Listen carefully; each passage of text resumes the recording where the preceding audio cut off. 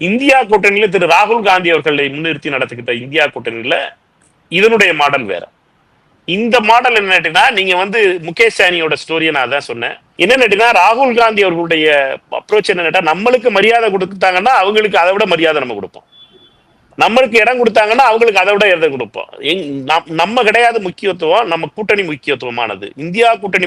அதுக்குதான் முகேஷ் சேனியை சொன்னேன்னா, ஒரு மீனவ சமூகத்தை சேர்ந்த 4வது கட்சியாக இருக்கின்ற கட்சியை துணை முதலமைச்சராக தேஜஸ்வி யாதவ் அவர்கள் அவருடைய பெயரை அறிவிக்க வேண்டும் என்று நினைக்கிறார். ராகுல் காந்தி அவர்கள் சொல்றார் முகேஷ் சானியையும் துணை முதலமைச்சராக அறிவிக்க வேண்டும் என்று. ஏனென்றால் காங்கிரஸ் கட்சியுடைய துணை முதலமைச்சர் இருப்பார், ஆனா அதுக்கு முன்னால அறிவிப்பு செய்திருக்கிறது முகேஷ் சானி அவர்களை செஞ்சிருக்கோம். இது என்னன்னா, ராகுல் காந்தி அவர்களை பொறுத்த மட்டும் வரலாற்றில் நடந்த அந்த தவறுகள் நடக்காமல் பார்த்துக் கொள்வார் என்ற நம்பிக்கை எனக்கு முழுமையாக இருக்கிறது. இந்த இடத்துல ஒரு கேள்வி, சஹானியோட சமூகத்துக்கு 10% வாக்கு வங்கி இருக்கா பீகார்ல? காங்கிரஸ்க்கு எவ்வளவு வாக்கு வங்கி இருக்கு?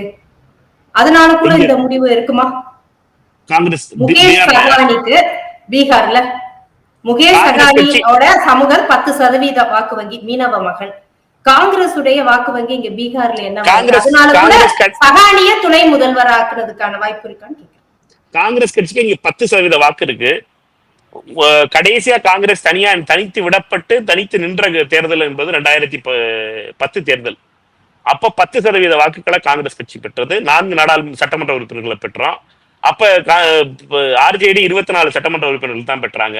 அவர்களுக்கு 17% வாக்குகள் இருக்கு அங்க 2010 கடைசி அடிக்கும் போது. கடைசியா எப்ப நின்னுமோ அதானே உங்களுடைய ஓட்டு. நீங்க எப்ப கூட்டணி வச்சிருந்தீங்களோ அப்ப அந்த ஓட்டை சேர்த்து பேச முடியாது. காங்கிரஸ் கட்சி தமிழ்நாட்டில் தனியா நிற்கும் போது 2014 மிக கொடுமையான தேர்தல் நடந்துச்சு எங்களுக்கு. அதுல நாங்கள் நின்றது 4.7 வாக்கு. அதுதான் காங்கிரஸுடைய வாக்கு. அதுல இருந்து கூட்டுறமா குறைக்கிறோமாங்கிறது வேற பிரச்சனை. அதே மாதிரி திமுக பொறுத்த வரைக்கும் 23% வாக்கு தான் 2014 நடந்தது. அதனால அவர்கள் கூட்டியிருக்கிறார்களா குறைத்திருக்கிறார்களா என்பது அடுத்த.